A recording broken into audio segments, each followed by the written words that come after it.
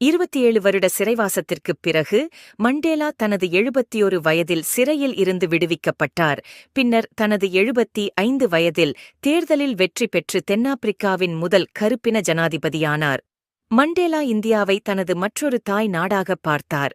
அவர் ஜனாதிபதியானவுடன் தனது அமைச்சரவையில் இந்திய வம்சாவளியைச் சேர்ந்த 6 அமைச்சர்களை நியமித்தார். இந்தியாவின் உயரிய விருதான பாரத ரத்னா விருது நெல்சன் மண்டேலாவுக்கு வழங்கப்பட்டது. பாரத ரத்னா விருது பெற்ற ஒரே இந்தியர் அல்லாதவர் நெல்சன் மண்டேலா. மண்டேலா அமைதிக்கான நோபல் பரிசையும் வென்றார். தென்னாப்பிரிக்காவுக்கு உலகக் கோப்பை கால்பந்து போட்டியை நடத்தும் உரிமையைப் பெற்று தந்தவர் நெல்சன் மண்டேலா.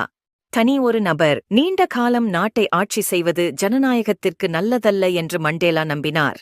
தனது சுயசரிதையான சுதந்திரத்தை நோக்கிய நீண்ட நடைப்பயணம் லாங் வாக் டு பிரீடம் என்ற புத்தகத்தையும் எழுதினார். இந்த வீடியோ பிடிச்சிருந்தால் எங்கள் சேனலுக்கு சப்ஸ்கிரைப் செய்யுங்கள்.